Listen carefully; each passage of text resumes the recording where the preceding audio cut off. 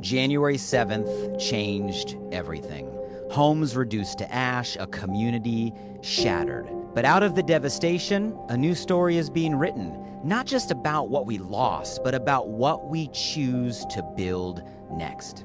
These are real, raw, honest conversations rooted in lived experience, telling the story behind the headlines, shining a light on the unseen struggles so many still face, and uniting around solutions to move us forward. This is a journey of healing and recovery, of rebuilding not just homes, but hope. By sharing these stories, we create the attention, pressure, and momentum needed to drive real, lasting change. Because on the other side of the greatest disaster will be the greatest rebuild our city has ever seen. Together, we rise, story by story, step by step, brick by brick. I got wind that they were coming, and the concern I had was that they were going to meet public officials who were going to do with the White House just what they had done with the residents, which is to tell them what a great job they were doing. And in fact, when Trump came, that's exactly what happened. So I started working every contact I had in the White House and every possible method to try to make sure that we got residents into the meeting. So today's going to be a very interesting and unique conversation. We get a chance to spend some time with Joel Pollak. His kids go to the same school as mine. He's someone who we have seen throughout the years in sports. They're neighbors here in Pacific Palisades. Now, professionally, many around the nation know Joel as a media veteran, editor-in-chief of a major media network who has spent his career understanding the power of narrative, of public perception, of how mainstream media can respond and react, especially when it comes to crisis and disasters. He is a well-known legal and policy mind. His time sitting down directly with the president when he came into town, and has an interesting insight in understanding how systems can fail when it comes to crisis situations, what accountability can and should look like, what is broken and how we can fix it. And as a political observer and thought leader, has some keen insight on how politics can either divide or unite. But beyond all of his professional positioning, he's someone who has his own personal story and personal journey. And today we get to spend some time learning about what that story means to him and some personal perspective on how we as a community rebuild, recover, and what we all can do to heal and support that journey from here. Here's our conversation with Joel Pollak. Well, Joel, first off, I just want to say thank you for taking the time. I know you're in the middle of your brother's wedding last night, and a lot going on, to say the least, when it comes to the personal level, the professional level. And I know this is a little untraditional because usually in your professional role, you're the one doing and leading the interview. So I appreciate taking some time this morning and just having this conversation. So just want to start by saying thank you for being here. Well, it's easy like Sunday morning here in Oakland, California. There's been a lot this year, I know, for not only both of us, but obviously our community. And with that has been a lot of challenge and, a lot of struggle. But I will say one of the gifts that I think has come from everything through the Palisades fire has been new friendships, new relationships, and kind of this deeper connection. And I just want to say I've really enjoyed some of our personal conversations and getting a chance to know you on a more personal level kind of in the aftermath of all of this. Because I got to tell you the funny story, right? I knew you as an acquaintance. Pre-fire, I knew you as Alex's dad. And I think the first time we ever got introduced was both of our kids' first year at PBBA, and I just remember Alex because he was just such an excited kid ready for baseball. I'm like, this kid is awesome. So pumped up. And obviously seeing you at Marquez functions in and around the community. And it wasn't until kind of right after the fire, someone sent me a video to make sure that every federal dollar that gets spent here is spent on fire relief and rebuilding and not on everything else. And it was a really small room. And I was like, is that Alex's dad sitting there talking to the president? And the president intently listening as you shared your story at his local fire station in Pacific Palisades. And I know you spend a lot of your life sharing other people's stories. But today I really want to focus our time on yours and kind of set aside policy and politics and media and kind of all the stuff you spend most of your days talking about, and really get a chance to lean into you and your family as a member of our community, and what you have been going through and are going through. So why don't we start there and rewind, and January 7th, January 8th, where did this whole crazy season begin for you personally?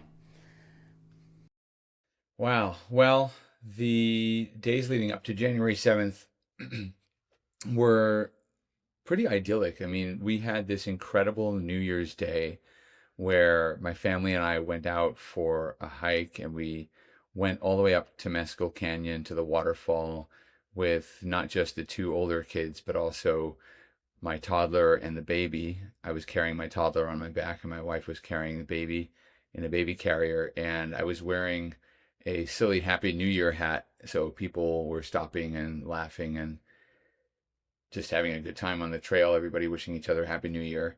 And when we came down off to Mescal Canyon, we drove to the beach near Gladstone's and walked along the low tide and had this beautiful sunset, one of those amazing winter evenings in Southern California when the air is really clear and sun sets before 5 p.m. and you just have this spectacular view of the sun over the water. We don't always get the sunset over the water in Palisades, usually from the end of November until the end of February, basically. And it was just idyllic. And we had some incredible days after that as well. I did some creative projects on the beach and in the state park as well, some photography, and we went back to work and the routine and the kids at school. And the morning of the 7th, we knew that there was going to be a high wind event. Actually, a colleague who lives near Altadena told me about it, and then I checked the news, and there was a high wind event expected. We're used to Santa Ana winds in the wintertime. They usually come at night. So I went outside. I took my American flag off the flagpole because it is something that does tend to flap in the high wind. We have lost a flagpole before in the Santa Ana. So I took that down. I took my son's pitching nets down. He loves to pitch in the yard, or he did in the front yard and the backyard. I took those down or laid them on the ground. And that was it. We thought it was going to be a 24-hour wind, irritating, but nothing more than that. We were aware, of course, of the danger of the fire hazards in the area. I mean, on New Year's Day, before we went out on that hike, I went outside and I could smell something burning. I'm used to the smell of brush fires. And that's not just from living in California. I lived in a very similar climate in Cape Town for 7 years, and I was able to learn the difference between a brush fire and an industrial fire, how different fires smell. They have a naturally fire-prone environment. It's not too different from California's climate. They have a Mediterranean climate, but they do have more lightning storms than we do, so they have more regular fires as a part of the way their ecosystem works. One of the reasons Cape Town has the greatest species diversity in the world among its plant life is because just about every 30 years, every area tends to burn because of these lightning-caused brush fires. Now, of course, with human habitation and industry and carelessness, you get fires a lot more often. But over time, generally, there is a fire once every 30 years in a particular location, which is just enough disturbance to make sure that you have many different kinds of species. So I got used to living in a fire-prone environment. They have to take a lot of the same precautions that we're supposed to take in California. I do think, ironically, even though South Africa is sort of a third world country, there was more fire education in terms of public education. They would tell people not to light cigarettes very aggressively in public service announcements, not to light cigarettes when they're hiking, and not to make fires if they're near the brush and that sort of thing. We don't really have enough of that in California. I think we rely too much on people's common sense. But anyway, I came outside on New Year's Day and I smelled the smell of brush fire, and I said to my wife, uh-oh, that's the last thing we need. Luckily, it was a perfectly calm day, and what I was smelling was a fire up near the Highlands, and the fire department put it out. And many of us think that that fire later reignited on January 7th. We think that fire was caused by fireworks, and there were kids apparently seen going up the hill, walking into the state land and setting off fireworks on New Year's Day. I've had to deal with a lot of that kind of behavior, mostly from people outside the community. Even on residential streets on the 4th of July, kids from outside the Palisades will come and set off fireworks because they think it's funny. Or you have people smoking pot on the hiking trails. Just a few months before the Palisades fire, I actually stopped some people up on the Paseo Miramar trail who were smoking pot. And I said to them, I don't care what you do, but you can't do that here because the whole town's going to go up if the brush catches on fire. So we've had that problem in the past.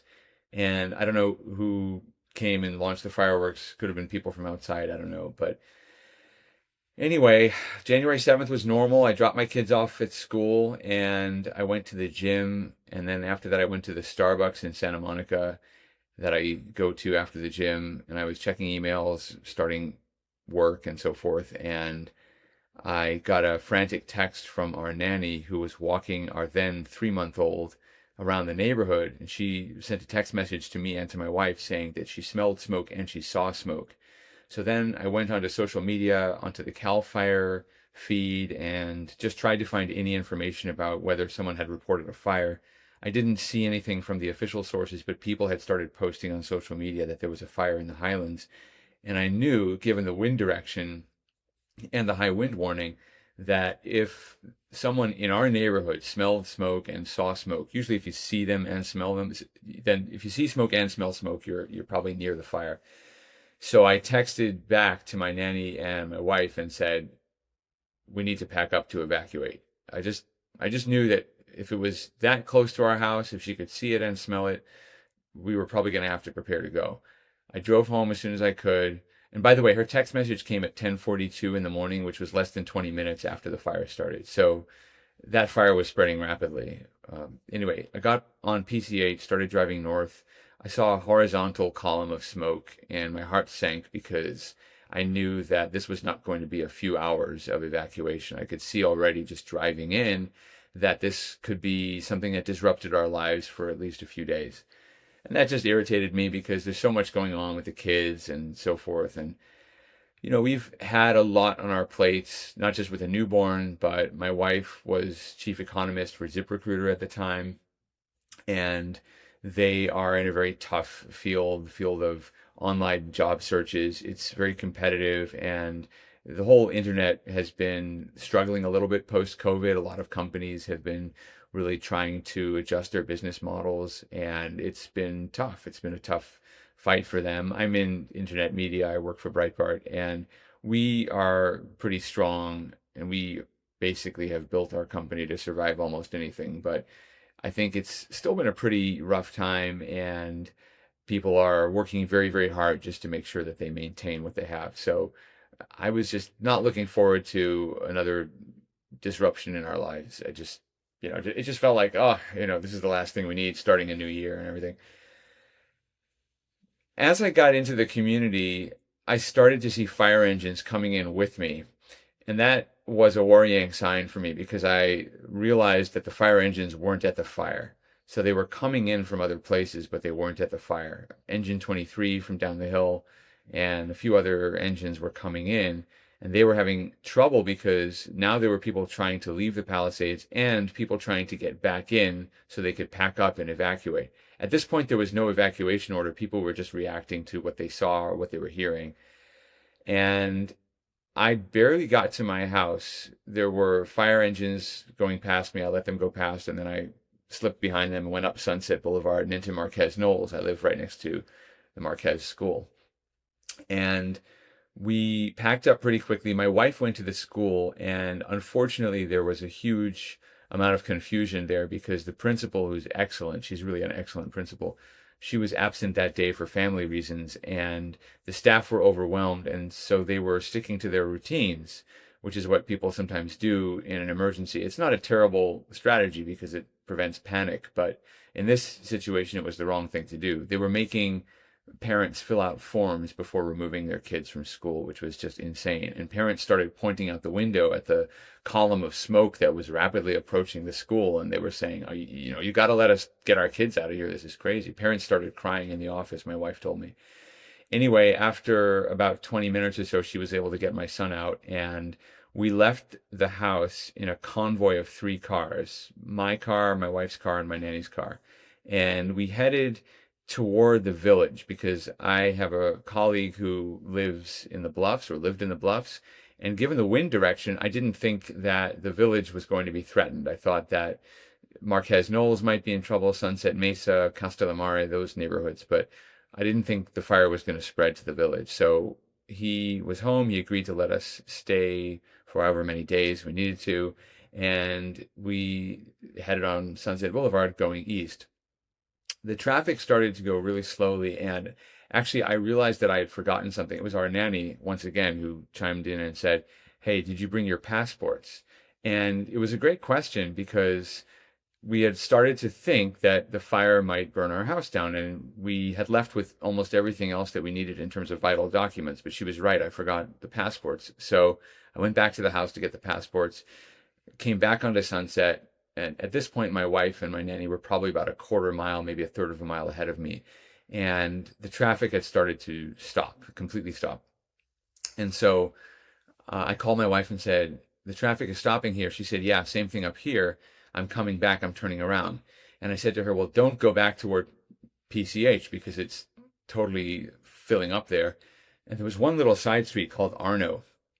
And I hadn't arrived there yet. So I said to my wife and to our nanny, turn downhill on Arno, that's the best way out. And a few cars started to figure this out. So we turned down Arno, which leads past the Bay Club, and we got out to PCH. And other people started following us. But in this whole mess, at no point was anybody directing traffic. There were no police. We had nobody telling people where to go, nobody advising drivers not to panic, nobody making sure that people turned and took turns. There were a few drivers who got irate. Most people were behaving pretty well, but it didn't help the situation that a few people understandably were frustrated. And all of this came before the evacuation order. We made it out into PCH, and we called our friend in Palisades and said, look, we're not going to be able to even make it to the village. The traffic's crazy. And we called another friend in Santa Monica and said, can we stay with you? And they said, sure. And they managed to stay just outside the evacuation zone, even though parts of Santa Monica were later evacuated as well. So we got out of PCH, and that's when the evacuation order came in at 12:07. So the fire had been burning for almost an hour and a half. And we got out, and we felt like we were probably going to lose our house and almost everything in it. That's what I was telling myself. There was a chance. I would put it in terms of my feeling about it. How did you put your mind there so early, Joel? Just curious, because obviously we get fire warnings almost every fire season, right? So like, where in your mind, because you guys are down the hill, like from where my house is, kind of where the fire started. So like, what made you realize this was different, or you even to start contemplating that so early? When I got to my house and I saw the smoke, from my bedroom, from the master bedroom in my house, there's a little balcony, and it faces east. It faced directly into the direction of the fire. And the last video I shot from my house, I took a few photos and videos. The last one was from that balcony, and there's just a wall of smoke coming toward the house, like this orange wall of smoke. And I later learned that smoke actually didn't burn our neighborhood. That burned the canyon below our neighborhood, and most of our neighborhood was later destroyed. My house ended up surviving, but the fire that destroyed our neighborhood didn't arrive until at least 12 hours later. It didn't really arrive until after midnight. So there was a first wave. But from where I was standing, looking at the smoke blowing in our direction, I thought, this doesn't look good. And, I go to religious services every Saturday, and we had just read the story of Joseph and Pharaoh, and when Joseph discovers that his father's still alive, and Jacob discovers his son's still alive after this separation, obviously it's a very happy story. Pharaoh is delighted to hear about this family reunion that's being planned, and he sends a message to Jacob telling him to come to Egypt and things are going to be great. We'll make you at home. Of course, the story ends up badly a couple chapters later when the Israelites are slaves to the Egyptians. But initially, at least, there's this welcome for Jacob. And Pharaoh says something very interesting to Jacob. And Pharaoh says, "Let your eye not take pity on your belongings." And that verse was in my mind as we were leaving. I thought, you know what? All the people are here. We got a car full of people. All the kids are here. We got the important documents and things out.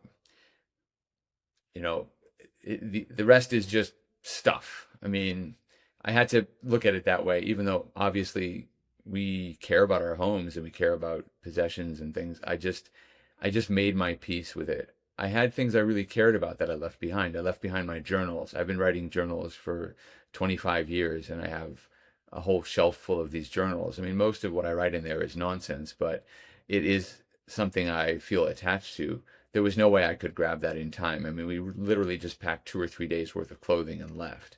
So I just had to make my peace with the idea that we were going to lose the house.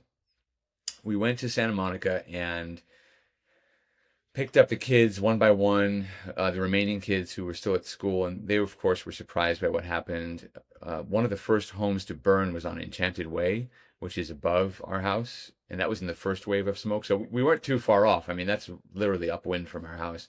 And the owner of the home is the mother of a friend of my daughter's, and she called my wife, or tried to call my wife frantically, saying, "Our house is on fire." But she accidentally called my daughter.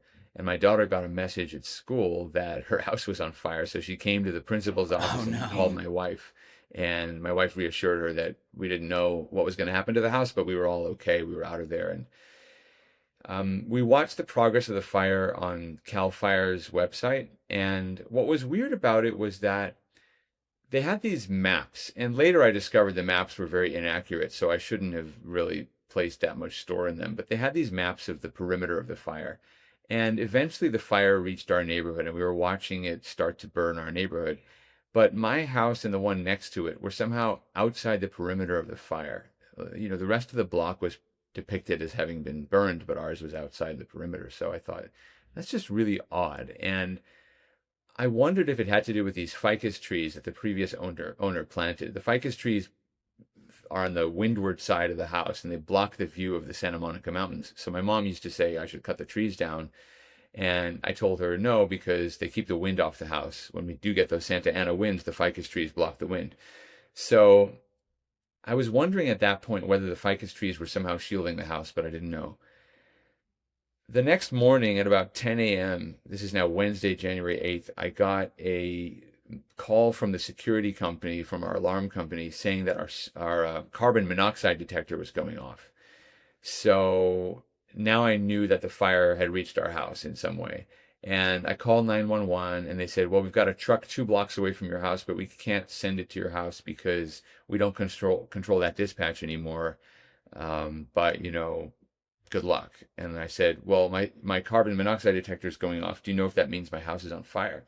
And they said, well, if you haven't had a smoke detector alarm yet, then your house probably isn't on fire. You're probably surrounded by smoke. So now I was wondering what happened. And I said to my wife, the good news is our carbon monoxide detector went off, which means we probably still have a house because the carbon monoxide detector is on the 2nd floor. It means the house hasn't collapsed. But the bad news is it could be on fire. And I sent a text message to a friend of mine who works at a local news station saying, do you think that media can get into the fire zone? And he wrote back saying yes. So I still had my media badge, which somehow I brought out of the house with me. So I started driving north. I took some masks or whatever, say goodbye to my family, my kids. I mean, it wasn't like I was doing something heroic or anything, probably risky, but not heroic. But I drove north, and I got to about Chautauqua on PCH, and nobody was stopping anybody. At this point, there weren't checkpoints. Yeah. Everybody was getting out. Yeah. Nobody was going in. And it was just smoke, super scary, just terrible. I decided once I saw cars coming out of the smoke that I could probably make it through the smoke, so I drove through the smoke. Once I got to Sunset and PCH, the smoke was a little clearer. At that point, when it was so smoky, what was probably happening was the bluffs and the area above Las Pulgas Canyon, that was probably burning at the time. But anyway, I drove up Sunset very slowly. At this point now, I was driving through what had been the traffic jam, all the burned cars and bulldozed cars that the fire department had to move out of the way. And of course, people had started panicking. They abandoned their cars, and then the fire department told people to leave their cars, and they bulldozed the cars. I drove through all of that, and I got to our neighborhood. I couldn't drive too far into our neighborhood because of all the downed power lines, and you could see these blue flames and sparks. I mean, these were live wires. So I parked my car, I got out of the car, and I walked uphill about a block and a half, and there was my house. And totally surrounded on smoke on all sides, but there it was. And I looked to the left and the right at the other streets, Bollinger and Livorno, and I could see houses on fire on those streets. And I knew that there was nothing I could do, and I could not go down those streets. It was just way too dangerous. There were still homes actively burning. I mean, there was one home, there's a beautiful home, kind of a almost cubist modernist style of architecture. It was just roaring like an oven, just flames everywhere. And I got to my house and I thought, well, the house made it for now anyway. And then I saw the smoke around the sides and I thought, well, let me see what that smoke is, where it's coming from. And as I walked around toward the other side of my house, I saw that my fence was burning, and part of my fence had already burned down. And the smoke was coming from the LADWP lot, which is next to my house. There were some old logs, probably from the 1950s, when people had built little staircases down into the canyon that's above Sunset. Those were on fire. My fence was on fire. My neighbor's trees were on fire. And I thought, my house survived this long, but maybe I can do something to make sure this fire doesn't spread anymore. I mean, as long as I'm here. So I went to my backyard and none of the faucets worked, but my garden hose had already been stretched across the lawn. It was put away and coiled neatly in the front yard the day before the fire. Some neighbor or some firefighters had evidently taken the hose, turned on the water when we still had water, and that they had put out some of the fire on the fence. I still don't know who it was. I mean, they were heroes to do that.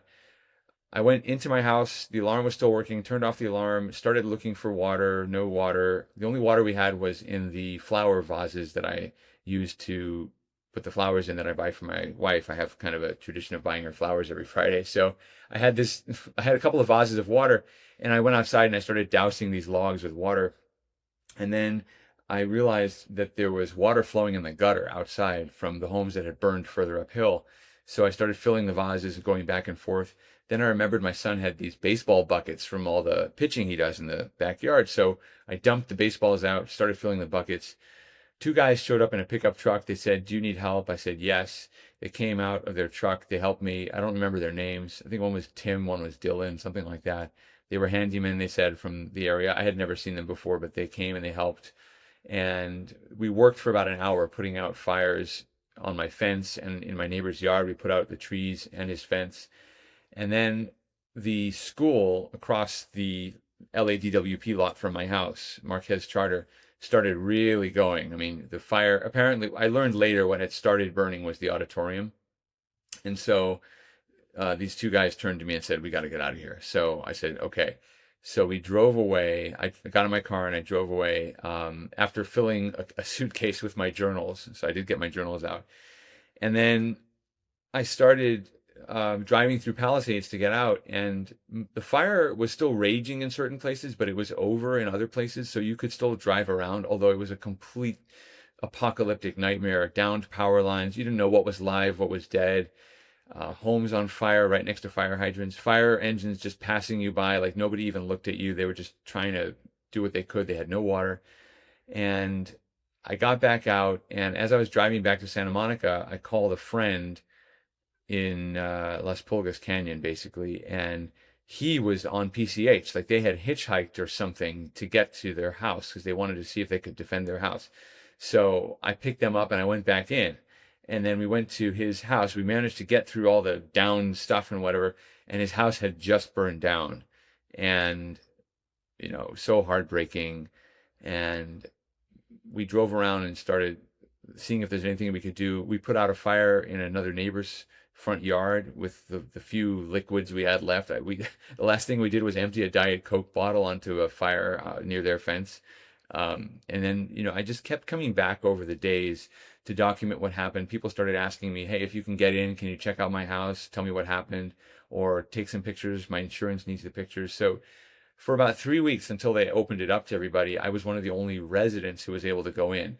There were lots of media people from around the world, and CNN and the BBC and ABC News, they decided that our neighborhood, Marquez Knolls, was the place to set up their shots of the disaster because of the topography. You know, the Bluffs was hit a lot worse. The Alphabet Streets were hit a lot worse, but we're just easier to get to. And there was a slight, there's a slight rise in Marquez Knolls, so you could sort of see the devastation behind the cameras. I mean, unfortunately, that's why our neighborhood was the ideal location.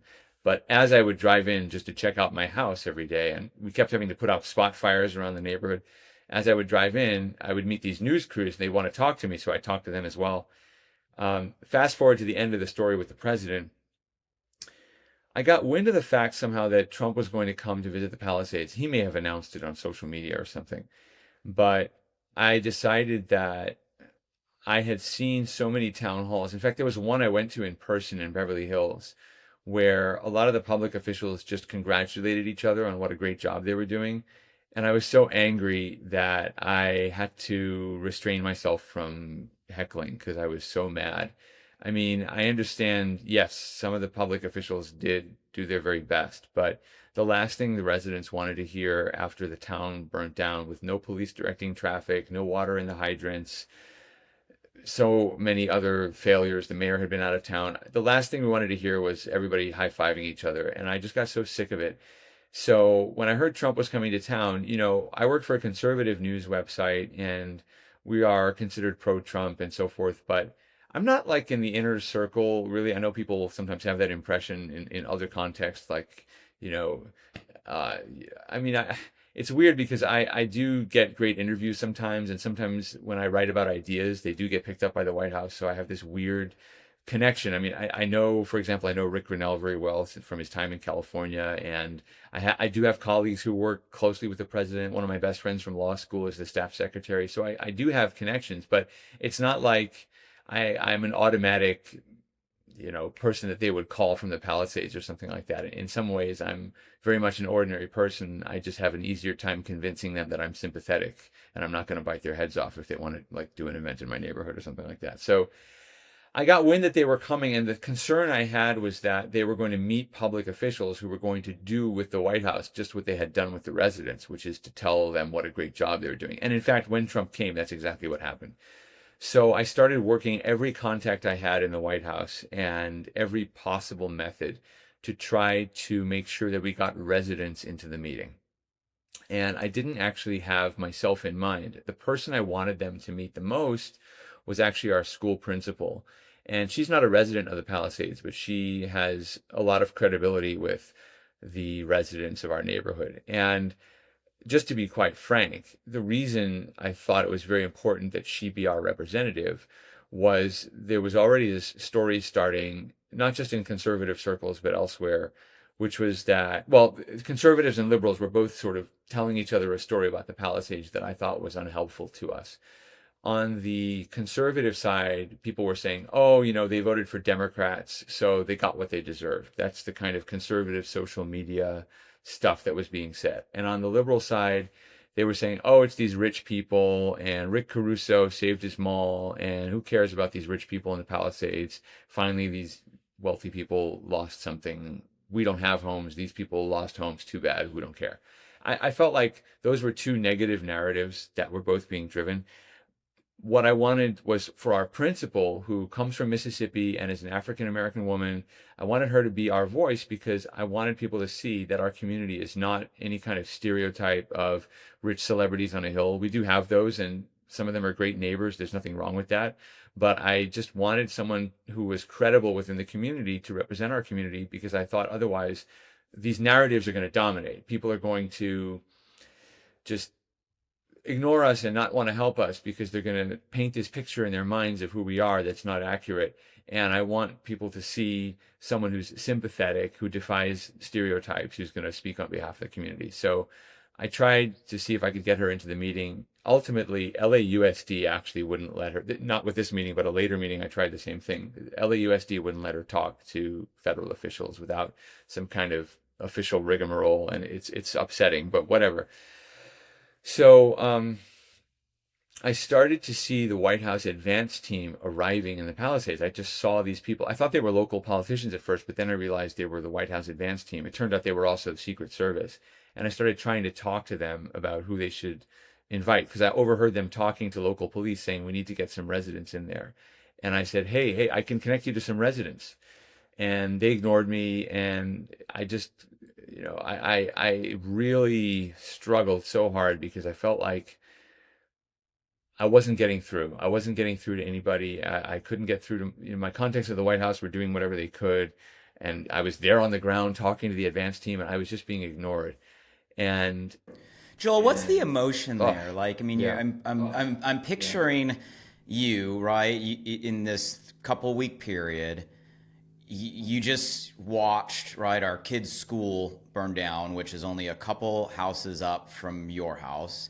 As you were explaining your story, I was very vividly seeing like you going back in, and I know exactly right where you live in the community, but like the imagery of the houses right next to you on fire, putting out the fence, and now you're in this couple week period after having just went through all of this and trying to navigate. Like, what was your first emotion? Like, was this fear? Was this anger? Was this empathy? Like, what are you feeling as you're navigating all of this? I was just so frustrated. I mean, honestly, I cried. I feel like crying even telling you about it. I was standing there. You couldn't have had a better position than literally physically talking to the White House advance team, and I felt like they weren't listening to me. And again, I'm someone who's supportive of the president, but I also have a constant fear that people are going to lead him in the wrong direction. And you have that about any politician, really, even one who you might have a relationship with. And I don't have a close relationship with Donald Trump, but I'm just saying, like, if anybody had an ability to sort of get a message through, it was me, but I wasn't getting the message through, is what I'm saying. And I called. Why do you think that is? Because everybody was doing their job, actually. When I look back on it, they were doing their job. Their job was to secure the location for the president. Their job wasn't to tell the story of the community. It really wasn't. I mean, the advance team and the Secret Service, their primary focus is security. How do we get the president in and out? How do we minimize the risk? If they do talk to community members, how do we minimize the risk that someone who hates Trump is going to go on some kind of a rant and that's going to dominate the news instead of president showing empathy for residents? So they were doing their jobs that, they were supposed to ignore me in a way. Same thing with my friends at the White House. I mean, they were all settling into the new administration. Well, hadn't actually, come to think of it, it was like a couple days old, right? They hadn't even had their desks yet. And they're, so what are they supposed to do? They have a country to run. So I called every really religious friend that I had. I called Christians and I called Jews, and I asked them to pray for me. I said, I'm sitting here. The White House advance team is inside the fire station. I was outside fire station 69 at that point. I said, just pray that these people hear me. I just please pray that these people hear me, because we have to have residents at this meeting. So ultimately, the message got through after a couple of days of this. And I got a text message at 4:19 in the morning on Friday, January 24th. The president is going to come and we want you to be there. And okay, so I dropped everything and I went there. When I got there in the afternoon, about 2:00, I was relieved to see that there were other residents. And I started to piece together what was going on, which is that the Secret Service had wanted to speak to residents, but they wanted residents on the street right behind the fire station because they were going to have the president walk down that street and then come back to the fire station. They wanted to keep the activity around the fire station for security reasons. So we go into the fire station, and a bunch of local officials, members of Congress. The governor wasn't there, the senators weren't there, but members of Congress were, and local officials. Karen Bass was there, Mayor Karen Bass, Tracy Park, other people, and these residents from Fisk Street in Palisades. And I was so happy to see the residents, and we talked to each other. But then the Secret Service advance team walked us out to Fisk Street, and they said, okay, you're going to walk with the president, and you're going to show the president your homes. And then I got this sinking feeling in my stomach, and I thought, wait a minute, I'm not on this street. I don't live here. I didn't lose my home. I mean, I almost lost my home, but I didn't lose my home. So I went to the Secret Service, and I said, I'm sorry, I actually can't participate in this. Um, I can't do this. This is not my street. I didn't lose my house. I can't grieve the way these people are grieving. I can't do this. Well, Joel, let's go. Yeah. Let's go there because you mentioned kind of a misperception of the world outside LA about the Palisades, right? And I've heard that. Like everybody thinks, oh, it's a bunch of celebrities and a bunch of rich people. You and I both know, and our families represent that, and we're surrounded by neighbors that represent just normal people, right? Raising families, right? In a neighborhood that aren't that stereotype, right? Yes, we have them in the community, but that's definitely doesn't represent everybody. I think another misperception, and I know right now from the Palisades, like today, you rewind 6 months ago, most people didn't know where Pacific Palisades was, right? Right? Now you say Pacific Palisades, you get the ooh, and then you get the should I ask the question, like, and the next question is like, well, is your house okay? So the perception is if somebody lost their house, right, like my family in that situation and so many that did, okay, that's okay. There's empathy and a set of challenges. But I don't think what people realize is for everybody like your family that didn't necessarily lose their home, your home is still physically there. It doesn't mean that there's not challenges, right? And in some instances, the challenges are almost the same, right, in terms of the struggle. So can you go there, Sure. right? Fast forward 5 months. Yeah, so my wife... What are you guys experiencing? What are the challenges you're in right now? To summarize, the major challenge we have is getting paid by the insurance company to fix our house. So because our fence burned down and because we were so close to the fire, I mean, almost everything else in our neighborhood burned down, we have massive amounts of smoke damage, like extreme levels of smoke damage. Even today, if you walk into the house, it smells like smoke. And it's contaminated with lead from some of the airborne particulates that were coming in. And, it's really bad. And the back wall of our house was sort of singed by the fence that burned down. So we have insurance claims at State Farm, which is our insurance company. And it has been until now very, very difficult to get them to cover anything. And they swapped adjusters on us several times and they gave us lowball offers.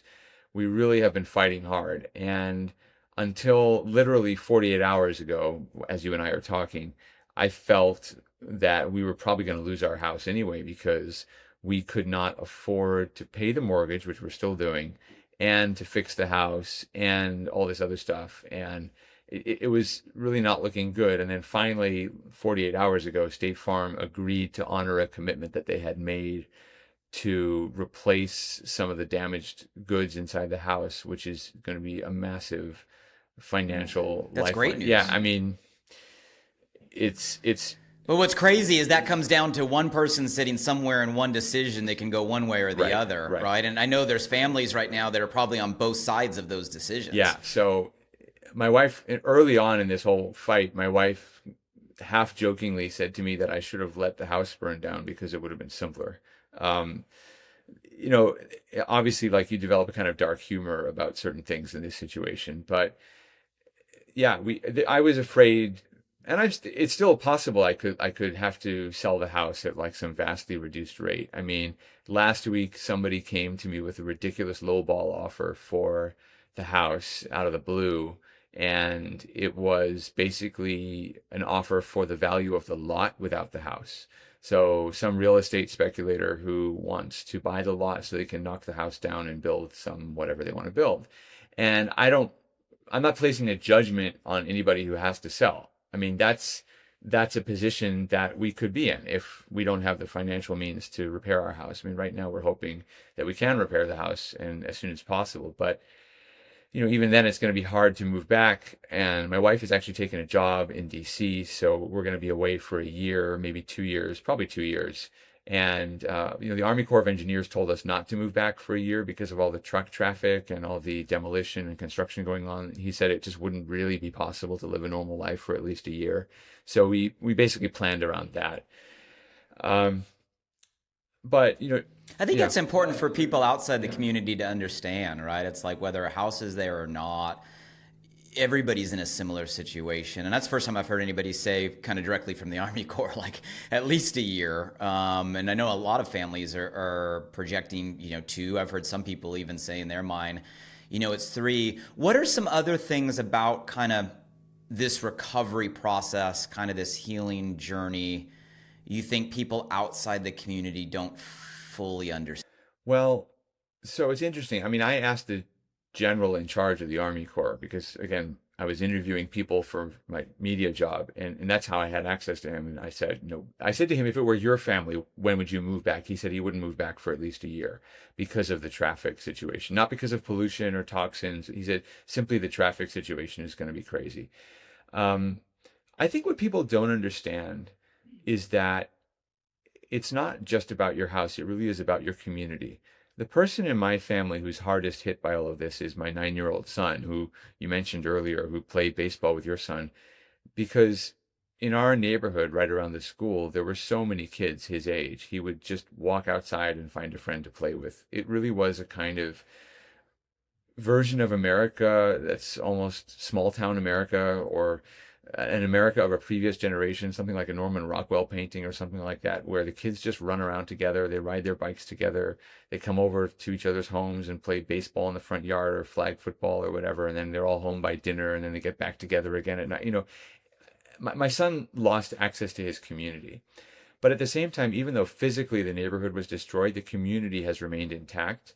And we have technological tools today like WhatsApp and other things that we're using to stay in touch. So I feel closer to my community in a way than I ever have before, because we're all depending on each other. And whether you lost a home or have a home, the absence of the community is something that still affects you. And I know that rebuilding my home isn't going to mean the same thing unless my neighbors can rebuild theirs.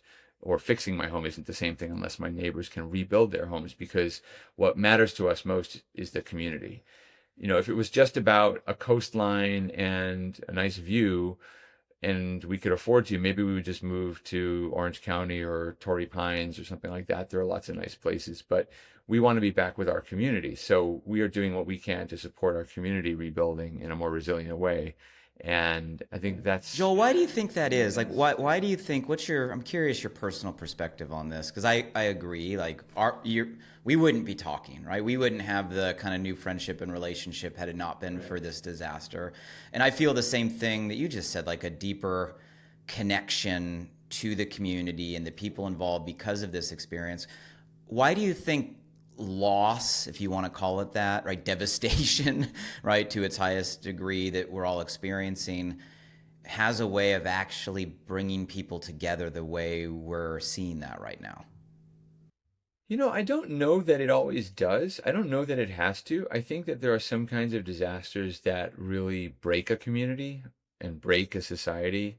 And what you do together is grieve and dust yourselves off and then move on together. Like that's the event that defines you, but it's not, it doesn't have to be a process of rebuilding. I think what's different about our community is that this sense of community existed before the fire. We didn't need this fire to create it. I said this to Tracy Park. I saw her on day 2 or 3 of the fire inside the fire zone. She was trying to help residents. I give her a lot of credit, by the way, for showing up the way she did.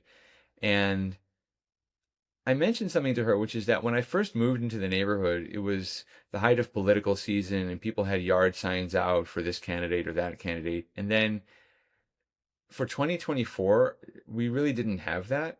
And I didn't put out a yard sign. I had a neighbor who did, but okay, who cares? I feel like everybody in the neighborhood decided it wasn't worth fighting over politics, because certainly my thought was, I'm going to need my neighbors at some point. We're going to need each other. I don't know what it's going to be. I didn't know we were going to have a fire, but my relationship with my neighbors is so much more important to me than the political stuff that I still care deeply about. But, I'm a neighbor before I'm anything else. And I feel like the baseball league and the other things that we all do together, where everybody pitches in, You mentioned earlier the stereotype of the Palisades as rich people and celebrities. We have that, but a lot of the people in the community, yes, are wealthy, but they became that way through hard work, sometimes through luck. I mean, there are a lot of elderly couples in my neighborhood who bought their homes for $50,000 in the 60s when nobody wanted to live far away from Hollywood, like in the Palisades. And suddenly in the 90s, it became a much more desirable place to live. And so the land values and home values just shot up dramatically. And so they were sitting on $2 and $3 million lots and homes because they just happened to be there, but they had been in very humble homes their entire lives, kind of post-war generation stuff. And the world changed around them, but they didn't, inherit massive amounts of wealth or anything like that. And a lot of people who bought into the Palisades like we did worked hard to get there. And in our case, the reason we bought in the Palisades, not in Santa Monica where we were living before, was that Santa Monica became impossible for middle-class families. I mean, per square foot, when we bought in the Palisades was actually cheaper than Santa Monica. So it's a community of people who care about hard work. And it's also, whether you have wealth or not, the people in the Palisades are people who get things done. They're community leaders. They organize things. They start philanthropies. They can be very opinionated and everything, but people ultimately, I think, look out for one another. And people have been doing that for a long time before the fire. So I think that although this was a terrible, crushing blow to the community, I do feel like people are sticking together and rallying around each other, and people from Malibu as well, and other people from LA have helped. I mean, there's been support from the rest of the city as well. So I feel that because we built a sense of community before the fire, we have that after the fire. It's interesting. You obviously, as your profession, you understand media, right, at the highest level, and kind of the power of media and narrative. You're a hugely respected, legal and policy mind, right? And you've spent your career understanding systems, right? And I'm sure you've spent a lot looking at systems, dealing with crisis, and as a political observer and thought leader, and you've seen how policies can divide or how policies can unite, how policies can work, how policies can't. And I'm just curious, this is kind of an interesting scenario where it seems like your worlds are colliding. Your professional world, right? As this person that is usually observing, right, or inputting into these situations, maybe outside, right, your home.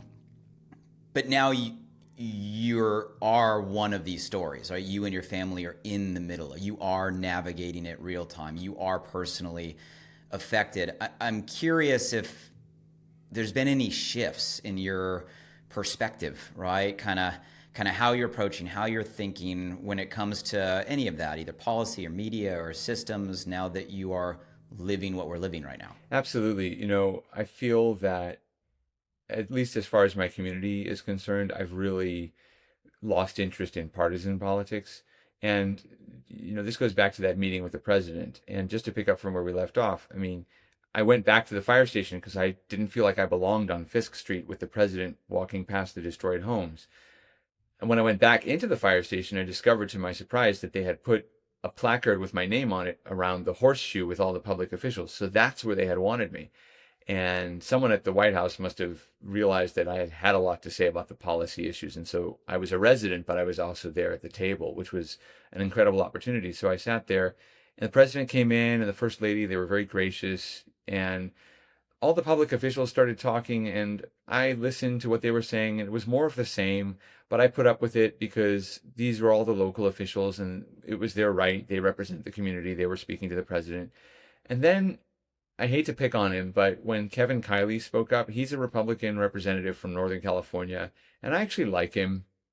I think he's got a lot of good ideas, but in that meeting, he was emphasizing the water issue, as in the state water issue, the big picture stuff, rather than the immediate problems like the reservoir and the hydrants and that sort of thing. And I felt like he was doing what they were all doing, but he was scoring political points and maybe getting some good face time with the president and all that. But ultimately, he was from Northern California, and I'm sitting today in Northern California. I love Northern California. I have family in Northern California. But this was a Southern California event, and I felt so frustrated at that point. that even though he's on my team, quote unquote, politically, that's what motivated me to speak out. And so I said to Catherine Barger, Supervisor Barger, who was next to me, and to I think one of the Senate Republicans. Make sure that every federal dollar that gets spent is spent on fire relief and rebuilding, and not on everything else. At that point, as soon as Kylie was done, I just interjected. I didn't wait to be called on. And then I said to the president, Mr. President, you've heard a lot about the big issues, Joel Pollak talking directly to President We didn't Trump have the at traffic his local fire station in Pacific Palisades. We got to get the basics right. And then I said, we have to have a special master who oversees the funds like they did after 9/11, because California is going to waste the money.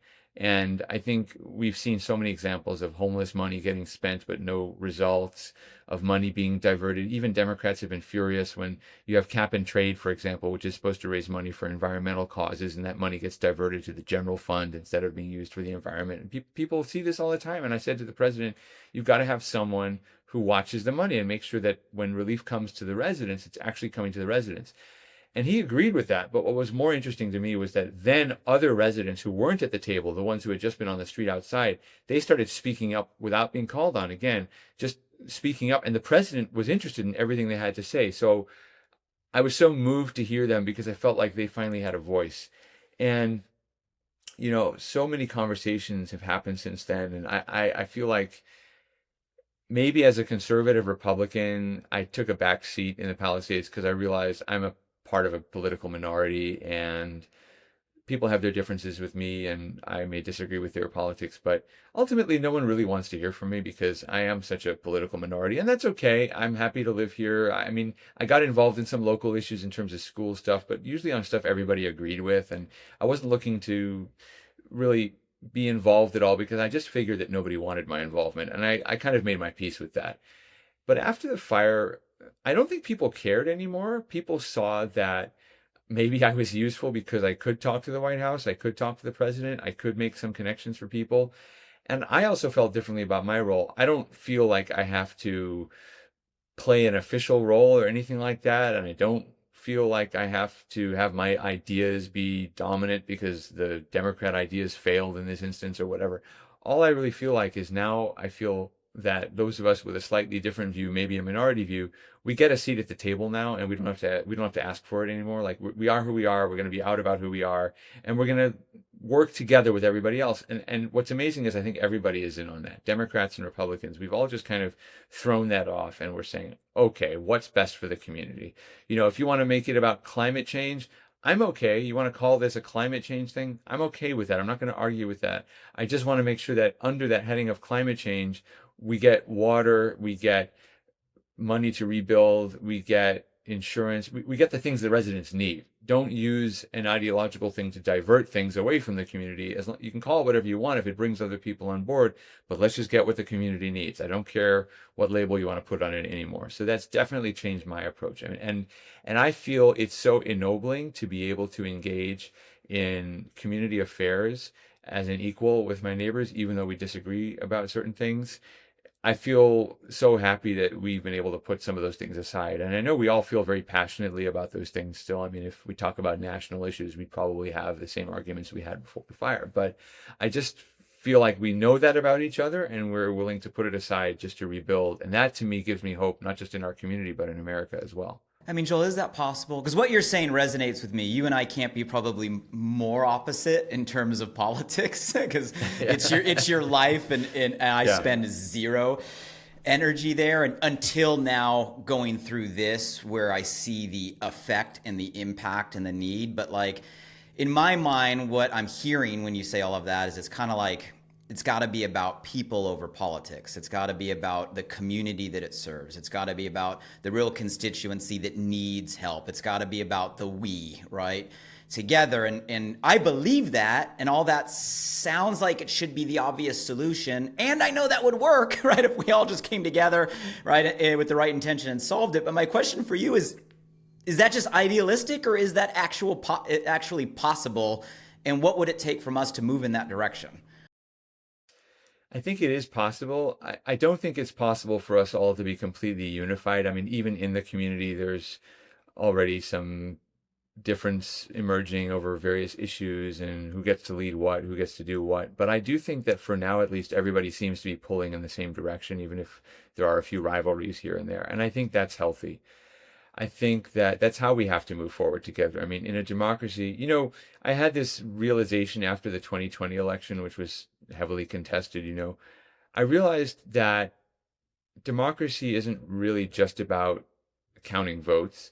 Democracy is more about taking turns and sharing power, and I think that is how we have to move forward, understanding that we are going to have differences, but as long as we agree on the basic things. And I think the basic thing in Palisades is we want to rebuild our community, and people are going to have different ideas about how to do that, but that's also okay.